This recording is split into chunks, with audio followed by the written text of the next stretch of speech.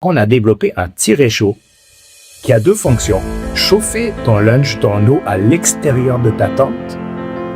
Mais on ne peut pas faire de combustion à l'intérieur d'une tente parce qu'on appelle une tente de camping. C'est risque d'intoxication, monoxyde de carbone, risque d'incendie. Donc on s'est dit, pendant qu'on chauffe à l'extérieur,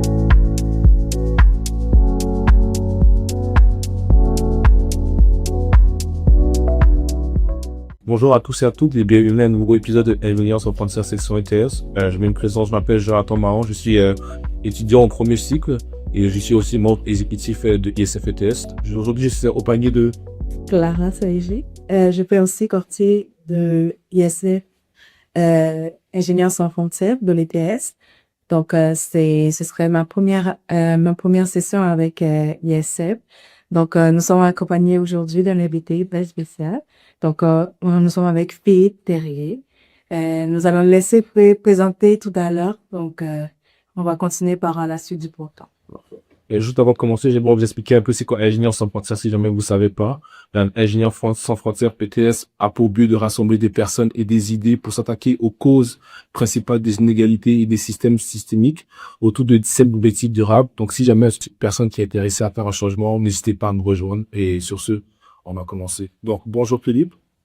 bonjour Jonathan, bonjour Clara. Bonjour. Est-ce que vous pouvez nous dire qui vous êtes et d'où vous venez à peu près? Donc, je suis professeur enseignant à l'École de technologie supérieure. Donc, j'enseigne des cours au niveau de l'ingénierie durable et des technologies environnementales. Donc, d'où je viens, j'ai été formé à l'ETS. Donc, j'ai fait un bac et une maîtrise et un doctorat ici à l'ETS. Pour le doctorat, c'était en codirection avec HEC. HEC où j'ai aussi fait un DESS en gestion et développement durable. Et plus récemment, je suis étudiant aussi en philosophie, avec un certificat en philosophie, pour compléter les études d'ingénierie, parce qu'on n'a pas toutes les réponses en ingénierie. Est-ce que vous pouvez nous parler aussi quand est-ce que l'idée de faire de la recherche a germé dans votre esprit? Parce que c'est pas tous les étudiants qui pensent souvent à poursuivre leurs études. Donc, qu'est-ce qui vous a poussé à faire ça? Oui, c'est sûr que c'est une bonne question de voir. Et je me suis mis à réfléchir à ça parce qu'on a discuté un petit peu pour préparer cette entrevue. Puis, quand j'ai complété mon bac, j'ai fait donc un bac en génie mécanique ici à l'ETS, puis j'ai gradué en 2000. Lorsque j'étais étudiant au bac, j'étais impliqué dans des clubs étudiants comme vous, dans des clubs scientifiques. Et dans ces clubs-là, j'ai côtoyé des étudiants qui étaient au deuxième cycle. Et je voyais ce qu'ils faisaient. Ça m'avait l'air intéressant de pouvoir, d'avoir plus de contrôle sur ce que tu vas apprendre plutôt que de subir tous tes cours dans le cadre d'un programme déjà bien délimité.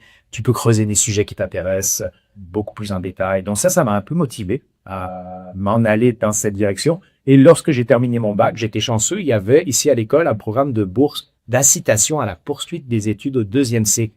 Parce qu'à l'époque, il n'y avait pas beaucoup d'étudiants. Donc j'ai reçu une bourse de l'école pour toute la durée de ma maîtrise. Donc ça m'a aussi incité à continuer. Mais pourquoi vous continuez pas dans génie mécanique, mais pourquoi dans durable, vous avez dit? L'ingénierie durable, c'est quand même transversal. Hein. Ça peut toucher aussi bien du génie mécanique que du génie logiciel. Alors moi, en fait, à un moment donné, oui, j'aurais pu continuer et puis essayer d'enseigner des cours de résistance des matériaux. J'ai donné des labs dans des champs connexes au génie mécanique. Mais à un moment, j'ai voulu développer le cours que j'aurais aimé suivre. Donc, j'ai proposé à l'école, avec toutes les instances qu'on a, de développer un cours en outils qui s'appelle outils de développement durable pour l'ingénieur. Parce que quand j'étais étudiant comme vous, j'avais aussi participé à la création de l'ancêtre de ce qui s'appelle aujourd'hui tributaire. Donc, le comité vert, à l'époque, on l'appelait le comité de développement durable et de justice sociale. Puis après, ça a évolué, puis c'est devenu tributaire. Donc, déjà, en étant étudiant au bac et à la maîtrise, j'avais un intérêt pour les enjeux de durabilité, les enjeux de coopération internationale, les enjeux de technologie pour vraiment aider des gens qui sont dans le besoin. Et donc, et de mesure des impacts environnementaux d'une façon générale aussi. Tous ces enjeux-là m'intéressaient. Donc, j'ai proposé la création d'un nouveau cours, ça a été accepté, je me suis lancé là-dedans. Puis finalement, après, je suis pas mal resté dans ce champ-là qui est un petit peu plus pauvre en ingénierie au niveau de la formation pour les étudiants. Et je pense que c'est quand même quelque chose d'important, ces questions de durabilité. Oui. Donc voilà pourquoi je suis allé vers ça, plutôt que de rester en Beckley. Pour suivre le sujet justement de l'ingénierie durable, est-ce que vous pouvez un peu nous définir qu'est-ce que c'est et c'est quoi les principes qui y suivent? Donc, l'ingénierie durable, on va essayer de le formaliser à travers 7 grands principes, mais qui sont un peu des résumés de grandes idées générales. Par exemple, on va tenir compte des impacts sur les écosystèmes. On va essayer d'avoir une vision systémique, comme vous le disiez au tout début, là, avec les objectifs de développement durable. Penser large, voir tout le système, voir que si on règle un problème quelque part, on s'assure de ne pas l'amplifier ailleurs. L'ingénierie durable, c'est aussi de tenir compte des parties prenantes, c'est-à-dire de tenir compte de ce qu'ont besoin les différents intervenants autour d'un projet, que ce soit les employés dans une entreprise, des groupes de pression, des groupes écologistes, des citoyens, le politique. Donc, c'est intégrer ces principes-là. L'ingénierie durable aussi, c'est de faire preuve de multidisciplinarité. Donc, de sortir peut-être exclusivement de son champ, qui est par exemple mécanique ou logiciel, et de voir qu'il y a d'autres génies qui peuvent être complémentaires, et c'est bien s'y intéresser, mais aussi de voir qu'il y a d'autres domaines de la connaissance qui peuvent enrichir le génie, que ce soit au niveau de la gestion, que ce soit au niveau de l'intégration de connaissances en droit de l'environnement, que ce soit des bases en économie, des bases sur des enjeux de politique. Un peu comme vous le faites, en fait, si vous êtes très multidisciplinaire avec Ingénieurs sans frontières. Donc, c'est d'intégrer tout ça. Puis, bien sûr, il y a des choses plus classiques en ingénierie durable. Quantifier des impacts, préserver les écosystèmes, ne pas gaspiller les ressources, essayer de développer la bonne technologie avec le minimum d'impact au bon endroit. Ok, mais quel est le lien avec le CBOI qu'on voit en ce moment? C'est avec Le LEED. Oui, le LEED, c'est un petit laboratoire que j'ai co-créé avec une de mes collègues qui est aujourd'hui disparue. Il y a professeur Natalia Mignot qui était aussi une des fondatrices du LEED. Et le LEED, c'est l'acronyme pour Laboratoire d'ingénierie pour le développement durable. Donc, ma distingue collègue Natalia et moi avons créé le LEED. Nous avons créé le LEED en 2013. Parce que, en fait, on était, autant elle que moi, impliqués dans des ONG, dans des organisations non gouvernementales. Dans son cas, c'était Handicap International. Dans mon cas, c'était Ingénieurs sans frontières Québec. J'ai des directeurs généraux d'Ingénieurs sans frontières Québec à un moment donné, en parallèle d'enseigner aussi ici à l'école. Et donc, on voyait que l'ingénierie était rarement, disons, orientée vers les besoins des gens de pays en développement, des gens qui étaient plus marginalisés. En fait, l'ingénierie est souvent orientée vers des besoins qui sont solvables. On peut vendre quelque chose. Alors, on s'est dit, il y a beaucoup d'ONG, Oxfam, CUSO International, Crédit, des ONG de coopération, Médecins sans frontières, ISFQ, Ingénieurs sans frontières Québec, qui tentent de régler des problèmes que rencontrent les populations. Mais bien souvent, ils ont, à part dans le cas d'ISF ou ISFQ, où là, c'est vraiment des robots en ingénieurs, mais pour tous les autres, ils n'ont pas toujours accès à des solutions en ingénierie. Ils n'ont pas accès à des gens qui vont les aider à développer des technologies appropriées ou des low-tech. Donc, l'idée de notre lab, c'était justement d'aider ceux qui ont besoin des ressources en génie, mais qui ne peuvent pas se les offrir habituellement, les ONG, surtout pour la coopération internationale, de pouvoir les aider pour développer surtout des solutions low-tech ou de technologies appropriées. Donc, c'était ça la mission du LEED. Ok. Est-ce que vous pouvez nous donner des exemples d'ingénierie durable vraiment très précis? Parce que parfois, ça peut être flou de savoir c'est quoi. Est-ce qu'on parle de l'environnement, des catastrophes naturelles? Est-ce qu'on parle de la construction en ce moment? C'est quoi exactement pour vous avec un exemple concret? Donc, l'ingénierie durable, telle que, par exemple, on met en œuvre au sein du LEED, de nous amener à développer des choses aussi simples mais utiles que, par exemple, une prothèse en bambou pour remplacer le tibia et le péroné d'un enfant qui, lors d'un tremblement de terre, notamment le tremblement de terre à Haïti, c'est là qu'on avait commencé à développer ça. Quand tu es enfant, tu perds ta jambe. Tu grandis quand même vite. Donc, si tu peux acheter une prothèse, bien, tu vas devoir la changer peut-être tous les 6 mois. Et c'est très coûteux. Et qu'on avait travaillé sur le fait de pouvoir utiliser des matériaux locaux, du bambou, pour réaliser la jonction entre le pied prothétique, qui reste le même, et l'implanture au niveau du genou, l'emboîture au niveau du genou. Donc, de développer une prothèse biosourcée qu'on peut remplacer à moindre coût, juste pour faire la jonction de la partie qui grandit. Alors, c'est par exemple ça que l'ingénierie durable. Trouver les bons matériaux, les bons procédés, la bonne méthode de fabrication pour rendre accessible une prothèse, par exemple. Alors, dans nos pays, c'est sûr que pays développés, l'hôpital, le service de santé te fournit tout ça, peu importe les coûts. Et dans des pays en développement, c'est pas la même réalité. Alors, ça peut être un exemple d'ingénierie durable. Ou tout ce qui tourne autour de solutions pour améliorer la conservation des aliments, On a travaillé sur des séchoirs solaires pour conserver du poisson, conserver des fruits dans les pays en développement. Ou des torréfacteurs aussi, torréfacteurs solaires pour torréfier des grains andins au Pérou afin d'améliorer l'autonomie alimentaire de certaines personnes. Donc, ça touche ces sujets-là quand on le fait à l'international. Ok, bon. Moi, j'aimerais revenir sur le sujet de low-tech que vous avez abordé plus tôt et savoir à peu près c'est quoi, parce que c'est quelque chose que souvent on entend comme mot, mais on ne sait pas exactement c'est quoi. Donc, la différence entre low-tech, high-tech et... C'est ça. Oui, dans une école de génie, on entend plus souvent parler de high-tech que de low-tech. Exactement. Et puis, on a l'impression que la low-tech, c'est un peu le retour en arrière. On va devoir renoncer à tout ce qu'on a là autour. Il n'y aura pas d'écran, pas de micro, pas de radio, pas d'électricité. On va vivre dans une grotte éclairée à la rougie. Mais la low-tech, c'est pas ça, finalement. Donc, qu'est-ce que c'est que la low-tech si c'est pas ça? La low-tech, c'est finalement une approche où on va mettre la juste technologie nécessaire pour faire une tâche. On va développer des technologies qui soient vraiment utiles, qui répondent à des vrais besoins. On va développer des technologies dans une approche low-tech qui soit accessible pour les technologies, c'est-à-dire que les gens vont pouvoir se les approprier, vont pouvoir les maîtriser, vont pouvoir les réparer.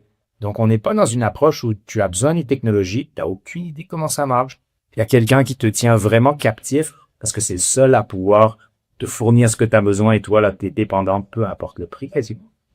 Et puis aussi, on vise à développer dans une approche low-tech des technologies qui soient dites durables, donc avec moins d'impact sur l'environnement. Donc, utile, répondre à des vrais besoins, accessible, les gens vont les maîtriser, et puis durable, on réduit les impacts. Donc, ça, c'est l'approche low-tech qui s'oppose à la high-tech, parce que la high-tech, c'est plutôt, on rajoute des couches de technologie, parfois pour faire des choses qui sont pas forcément très utiles. Mais il y a peut-être des gens qui vont vouloir les acheter, alors on les débloque. L'exemple classique qu'on donne en high-tech inutile, c'est un frigo, réfrigérateur qui serait connecté à Internet pour savoir ce qu'il y a dedans. Et qu'à distance, sans l'ouvrir, tu peux savoir quel est le niveau de ta pinte de lait. C'est beaucoup de ressources pour pas grand-chose. Si les ressources étaient limitées, c'est là, les ressources sont rares et elles ont de l'impact pour les extraire. Donc, on est mieux de les préserver.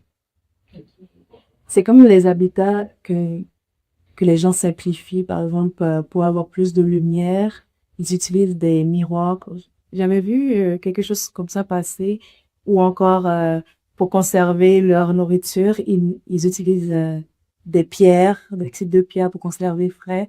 Je voyais ça et puis je trouve ça plutôt impressionnant au lieu de rester tout le temps dans la technologie. Et donc, on peut dire que ce sont des gros low-tech, c'est bon?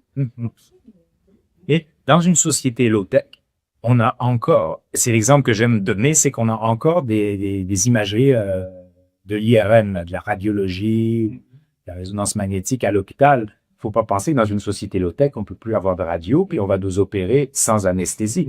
Non, si pour voir à l'intérieur du corps humain, ça prend un IRM, et que c'est le plus bon niveau de technologie pour faire ce travail-là, on maintient cette machine-là. Ça vaut la peine de mettre les ressources qu'on met dedans, parce que ça fait le travail que ça a à faire, et t'as pas d'alternative. Mais connecter un frigo à Internet, ça qui dit votre célèbre peut-être pas la meilleure façon d'utiliser les ressources rares. C'est ça, hein, non, mais on n'est pas anti-tech, hein, on a la bonne technologie au bon endroit pour éviter le gaspillage. Moi, j'avais une question, par exemple, on avait parlé de ça en classe, avec l'avancée de l'intelligence artificielle et tout, on pensait tous que l'intelligence artificielle, c'est là pour rester, que c'est vraiment quelque chose qui a vraiment, on va dire, changé un peu le monde. Vous, par exemple, avec l'approche low-tech, high-tech, je sais qu'on va sûrement qualifier l'intelligence artificielle de high-tech, mais vous, est-ce que vous pensez que c'est quelque chose de vraiment utile ou bien c'est quelque chose qu'on pourrait sûrement s'en passer dans les prochaines années? Ah, ça, c'est une question quand même assez complexe. Hein. Est-ce qu'on pourrait s'en passer? Moi, je pense que oui, parce qu'on a vécu quand même une grande partie sans l'IA, puis on est passé à travers. Hein. Donc, on ne peut pas dire qu'on a été forcément malheureux. J'ai quand même grandi, l'IA n'existait pas. Vous aussi, quand vous êtes né, l'IA n'existait pas. Est-ce qu'on peut s'en passer? Oui. Est-ce qu'on va s'en passer? Ça, c'est pas sûr. Maintenant, pourquoi l'IA va peut-être rester ou peut-être disparaître? Ça va dépendre de bien des facteurs en dehors de l'IA. Est-ce qu'on aura assez d'énergie pour alimenter toute la machine? Est-ce qu'on aura assez de ressources? Est-ce qu'à un moment donné, l'arbitrage entre les coûts énergétiques, les coûts sur les ressources et le service plus ou moins utile rendu par l'IA va faire en sorte qu'on va se dire, OK, l'IA pour analyser des radios à l'hôpital pour détecter des maladies de façon préventive et améliorer la santé des gens, on la garde. L'IA pour demander à ChatGPT si je devrais acheter tel ou tel modèle de bretelles, ou de chaussures, c'est peut-être un peu du gaspillage. Donc, on va peut-être la garder quand c'est utile et peut-être la rendre moins accessible par des quotas ou j'ai aucune idée la façon lorsque c'est complètement futile.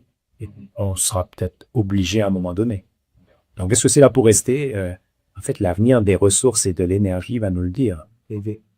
C'est là en plus parce que quand on y pense, par exemple, aux États-Unis, dans n'importe quel pays, toutes les ressources sont vraiment souvent utilisées pour l'avancée de l'intelligence artificielle. Beaucoup de centres de données, ils prennent de l'eau et vraiment, ils coûtent toutes les ressources justement juste pour faire avancer, pour que ça fonctionne. Donc, pour le moment, pour le court terme, c'est vraiment quelque chose d'incroyable, mais sur le long terme, je pense pas que ça va pouvoir durer dans ce cadre du niveau qu'il y a en ce moment. Donc, Oui, tout à fait. Puis, vous parliez en introduction des objectifs de développement durable de l'ONU. On peut les lister et regarder, pour savoir si une technologie mérite d'être soutenue à long terme, on pourrait regarder, est-ce que cette technologie valide au moins quelques-uns des ODD, des objectifs de développement durable? Quand on regarde éliminer la faim dans le monde, est-ce que l'IA va nous aider à éliminer la faim dans le monde? Pour avoir certains vont dire, ouais, on va optimiser des choses pour moins gaspiller, ouais, mais bon, je pense pas qu'on a besoin d'IA pour régler ça. Éliminer les inéquités ou les inégalités. Pas celui-là, au contraire, ça va peut-être même les renforcer.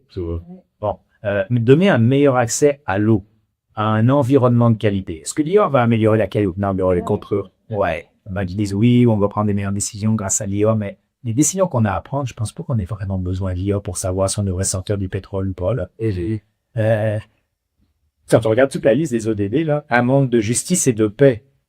Est-ce que l'IA nous amène dans un monde de justice, dans un monde démocratique ou au contraire? Donc là, ça répond un peu à la question, est-ce que l'IA valide les objectifs de développement durable? Pas trop. Alors, est-ce que c'est une technologie qu'on doit maintenir? Si à un moment, il faut arbitrer parmi ce qu'on garde et ce dont on se sépare. Ça peut être une bonne grille de lecture. Est-ce que ça aide les ODD, les objectifs de développement durable, ou ça leur nuit? En fonction de ça, on regarde ce qu'on fait avec. Mais pour de vrai, ce qui m'intéresse vraiment le plus dans ce qu'on a parlé, c'est vraiment le low-tech, si vous avez remarqué.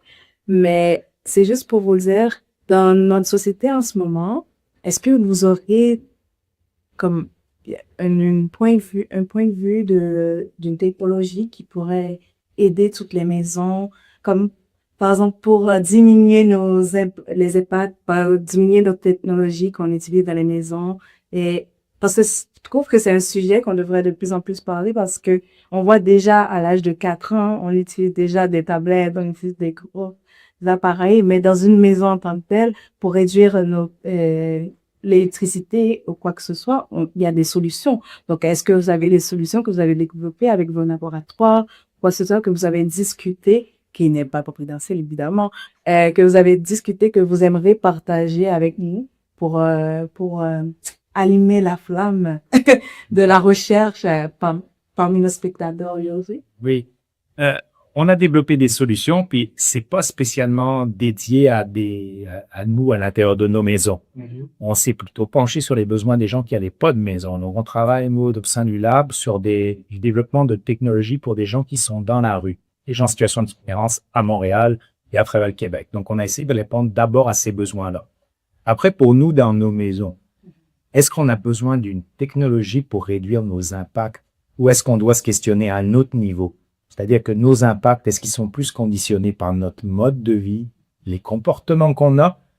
Et est-ce qu'on ne devrait pas travailler sur nos comportements plutôt que de dire on va rien changer, on va continuer de vivre comme on vit, mais on mise sur la technologie magique qui va effacer mes impacts en gardant nos modes de vie? Ouais, peut-être que ça serait super intéressant, mais est-ce que c'est bien réaliste? Et cette approche de toujours vouloir une couche de technologie, c'est vrai que c'est très ingénierie, hein? C'est ce qu'on appelle le technosolutionnisme. Je dis pas que la technologie ne nous aide jamais, mais c'était pas le meilleur réflexe de toujours vouloir tout régler par une couche de technologie. Oui, je vois tout à fait ce que vous voulez dire. Par exemple, pour diminuer nos coûts d'électricité, on peut diminuer le chauffage avant de sortir, augmenter lorsqu'on revient à la maison. Ce sont des gestes qu'on peut changer au cours de notre vie. Il faut faire un changement dans notre budget, mais aussi au niveau de l'environnement. Et vous avez parlé de projets avec les personnes qui sont en itinérance. Ce serait quoi comme technologie qui pourrait aider à faire un changement? on voit surtout sur Notre-Dame, on les voit surtout dans cette zone s'installer pendant l'hiver. Et pendant l'hiver, lorsque l'hiver commence, c'est là qu'ils se mettent ensemble pour essayer de se réchauffer parce que on sait tous qu'ils veulent pas se débarrasser des choses qu'ils tiennent.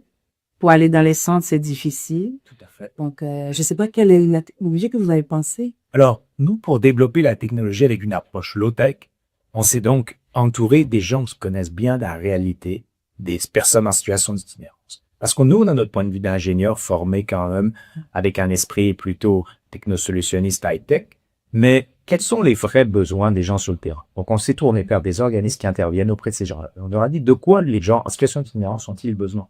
En hiver, ça paraît assez évident, se chauffer. En fait, on pourrait dire chauffer leur tente. Mais c'est presque impossible de chauffer une tente si tu l'isoles pas, parce qu'il va falloir vraiment beaucoup d'énergie et énormément de perte de chaleur. Est-ce que c'est nécessaire de chauffer toute la tente? De quoi as-tu besoin quand tu es en situation d'itinérance? Bien sûr, dans un monde idéal, si je peux mettre la tente à 20 degrés à l'intérieur, c'est super, mais c'est pas réaliste de penser ça sans avoir des systèmes comme des chauffages basés sur l'usage d'une génératrice ou autre. Et ça, c'est pas possible d'installer ça. Donc, on va chauffer l'essentiel. Qu'est-ce qu'il faut chauffer? C'est surtout les mains. Parce que quand tu as tes mains qui sont pas, que t'as pas froid aux doigts, tu as une dextérité pour faire toutes tes autres tâches. Et si vous avez déjà vécu l'expérience d'avoir très froid aux doigts, tu peux rien faire. Donc, on va chauffer les mains. Mais les gens ont aussi besoin de chauffer ce qu'ils vont manger ou chauffer de l'eau, soit pour faire une petite toilette, soit pour boire quelque chose de chaud. Donc, on a développé un petit réchaud qui a deux fonctions. Chauffer ton lunch, ton eau à l'extérieur de ta tente, mais on peut pas faire de combustion à l'intérieur d'une tente parce que, on appelle une tente de camping. C'est risque d'intoxication, monoxyde de carbone, risque d'incendie. Donc, on s'est dit, pendant qu'on chauffe à l'extérieur le lunch, on va emmagasiner l'énergie dans un stockage basé sur des matières, des roches. Pourquoi des roches? Parce que c'est disponible dehors. Les gens vont pouvoir construire le petit système eux-mêmes. Donc, ils vont pouvoir le réparer, l'utiliser facilement, le réaliser avec des matériaux disponibles. Donc, on a regardé quels étaient les matériaux disponibles dans la rue et quels étaient les matériaux qu'on pouvait mettre en forme avec le moins d'outils bossés. Donc, on s'est tourné vers les cuisines communautaires fréquentées par les gens en situation d'itinérance. On a vu qu'ils avaient énormément de boîtes de conserve, de grandes, de petites et de moyennes tailles. On est parti de cette matière première-là pour fabriquer un petit réchaud, qui est un petit rocket stove qu'on appelle, qui est un emboîtement de petites boîtes de conserve, qui nécessite le minimum de découpe, aucune vis, le moins d'étapes de fabrication. Et ça donne un petit réchaud entre certaines parois des boîtes de conserve. On installe des roches qu'on pourrait ramasser dehors, des roches classiques qu'on trouve sur tous les chantiers. Pendant la combustion, pour chauffer l'eau, il y a une partie de l'énergie qui va dans les roches qui est stockée. Une fois que le poêle est éteint, tu rentres dans ta tente et tu peux faire toutes tes étapes à l'intérieur de ta tente. En te réchauffant les mains sur une grosse chaufferette, le rocket stove, qui est gros à peu près comme une grosse boîte de conserve. Et les gens peuvent se chauffer les mains, mettre en place leur sac de couchage, au moins préserver leurs doigts, leurs pieds, ce qui était vraiment un besoin. Et donc, ça fait 2 en 1. Tu chauffes ton lunch, tu chauffes ton eau, tu chauffes tes mains dans ta tente, t'as pas de risque d'incendie, et on fabrique tout ça à partir de matériaux qu'on trouve directement dans la rue avec le minimum d'outils. Ça, c'est l'approche low-tech. Répondre aux vrais besoins, rendre ça accessible, les gens peuvent le faire eux-mêmes, rendre ça durable, il n'y a pas beaucoup d'impacts environnementaux.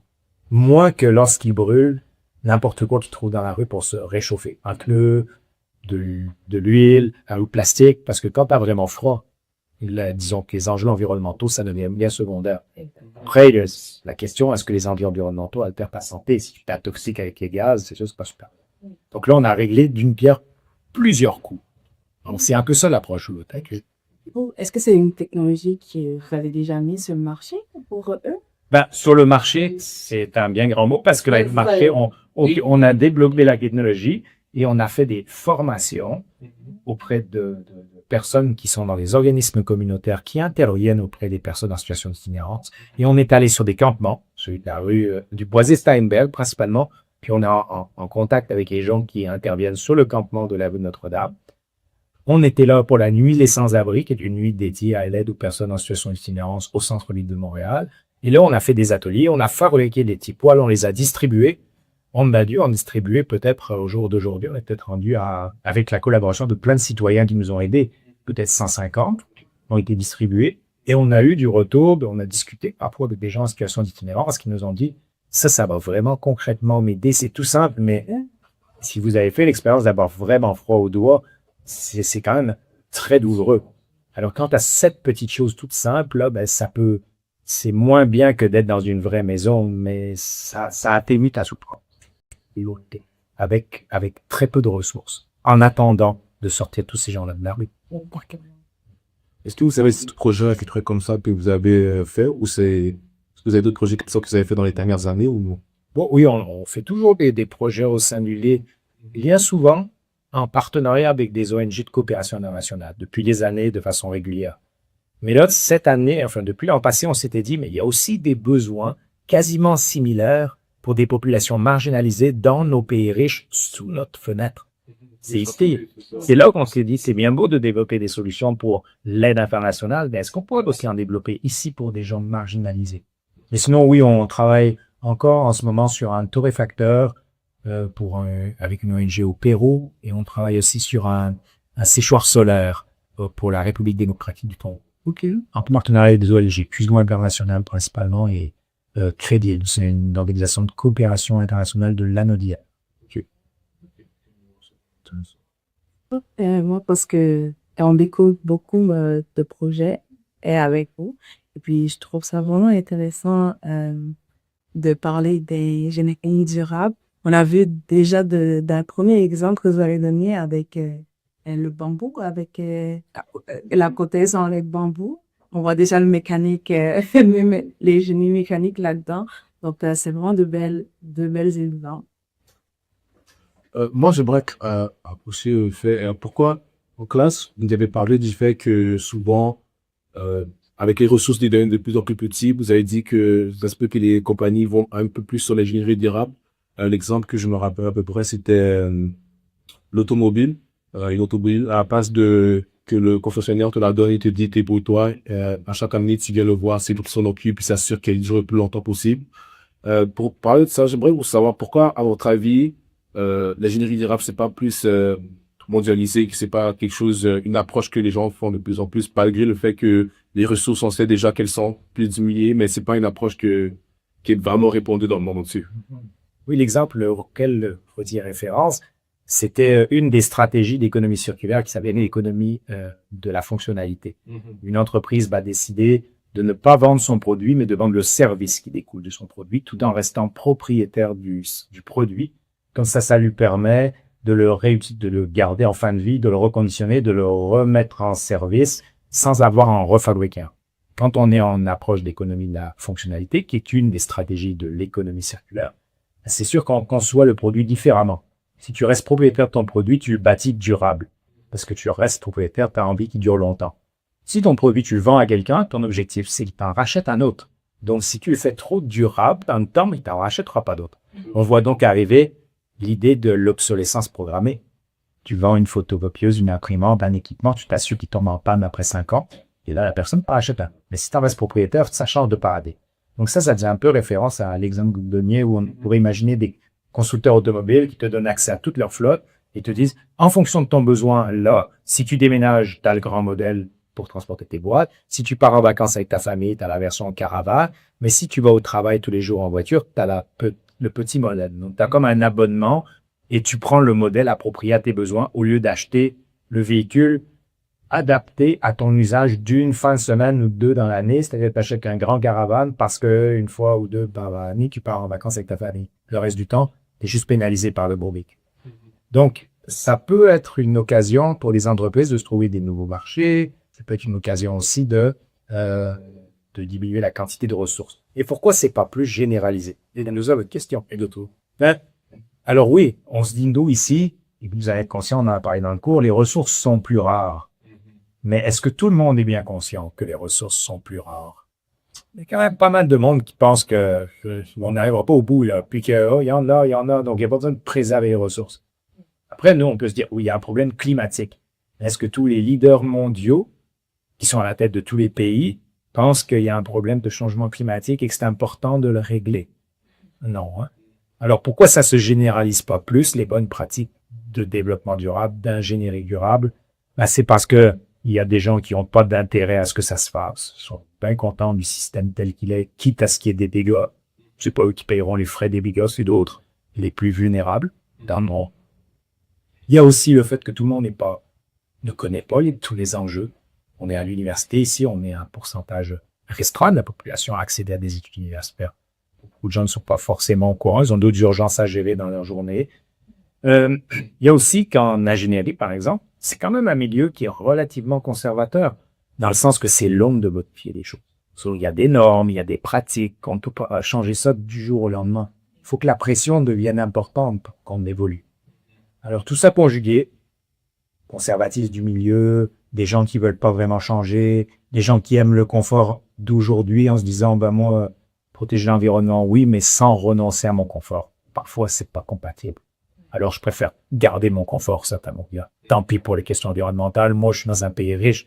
Je vais m'adapter. Les pays pauvres, ils s'arrangeront. C'est pas mal la posture de beaucoup. Donc, ça se généralise pas si vite que ça. Oui. Même sans le vouloir aussi, on savent le faire nous-mêmes parce que parfois on regarde, je sais regarder, je vais dans les friperies pour diminuer mon impact, mais on vient dans les gros magasins de vêtements, je regarde le prix, je note les prix internet, je dis oh.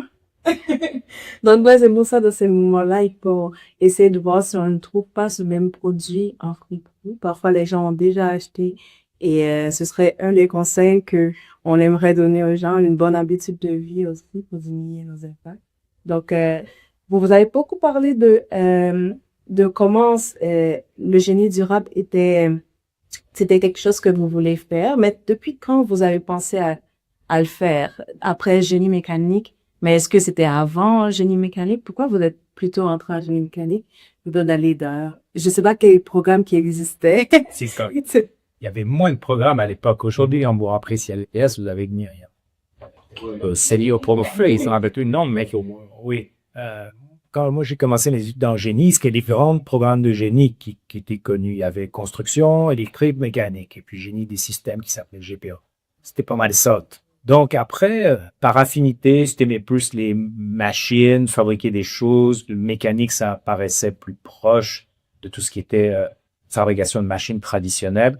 Donc, je suis allé vers ça un peu dans la continuité des études que j'avais fait précédemment en l'équivalent d'un deck technique qui était plus orienté mécanique. Donc, il n'y avait pas beaucoup de programmes où on allait là.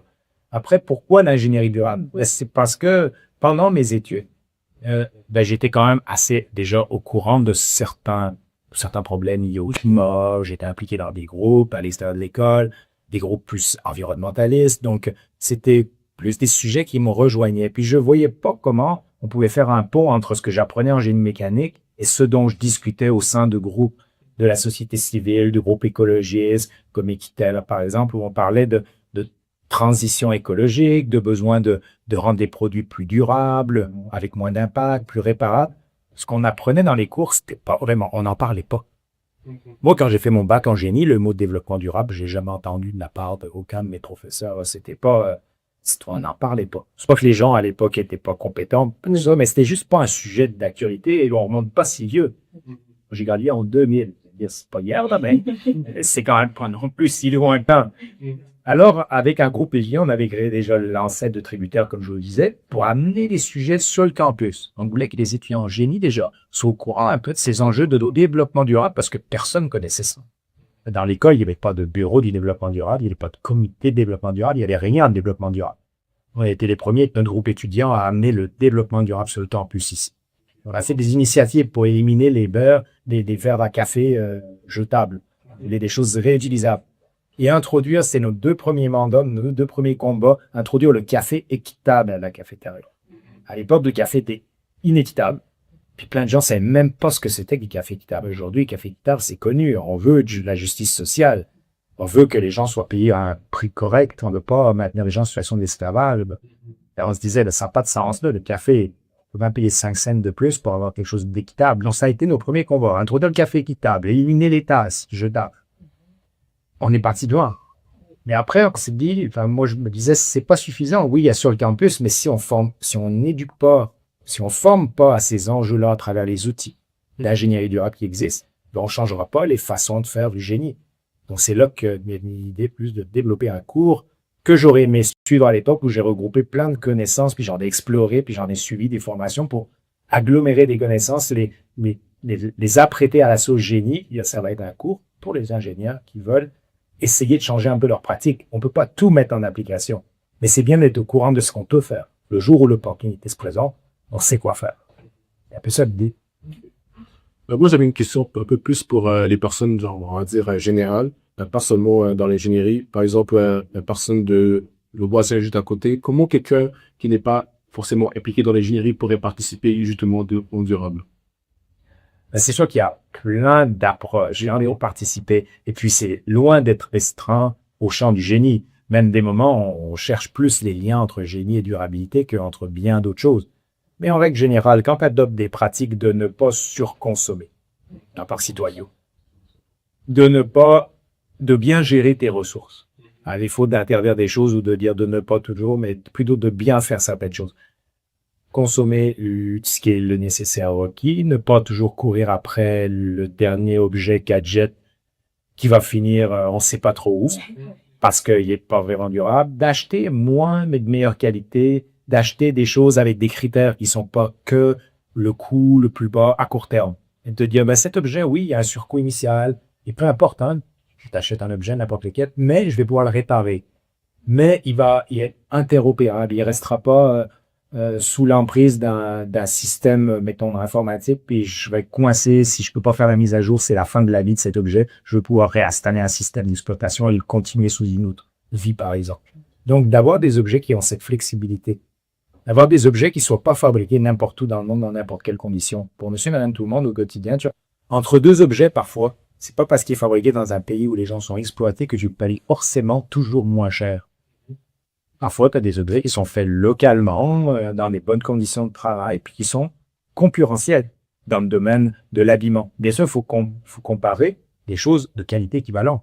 Tu dis, ah, mais j'achète un t-shirt, il vient du bout du monde, c'est 5 $. J'achète un t-shirt Photo-Québec, c'est 25. Oui, mais la qualité n'est pas la même. Tu vas le garder combien de temps?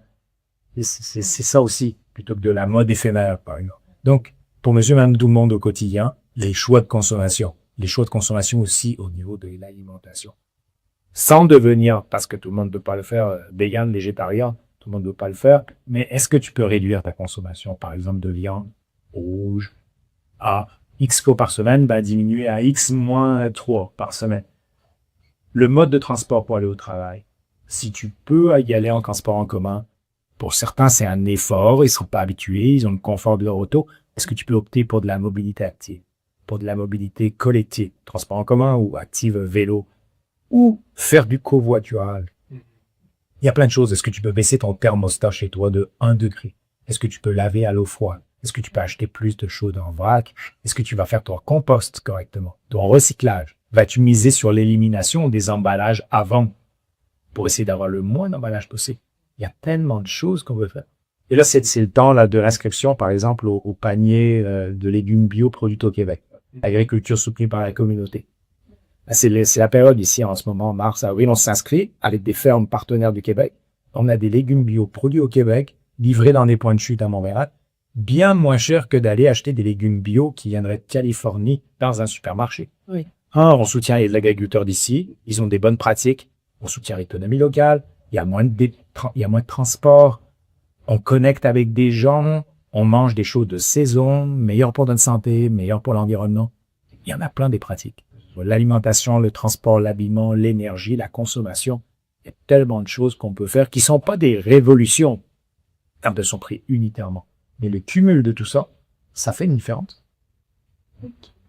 Mais vous avez vraiment répondu à toutes nos questions pour aujourd'hui. Et puis, nous avons vraiment appris avec vous. Et nous sommes heureux que vous soyez présents aujourd'hui et nous donner tous ces conseils pour notre vie. Parce que c'est en appliquant ces petits détails dans notre vie que on fait un changement sur la planète, on fait un changement dans notre voisinage. Il y a des petits trucs qu'on peut appliquer dans notre vie pour faire ce changement. D'ailleurs, nous remercions encore pour vous être déplacés, pour venir parler de génie durable et de tout ce que vous avez fait dans votre vie. Donc, on vous remercie encore pour le podcast, excusez-moi, ce podcast. Merci encore.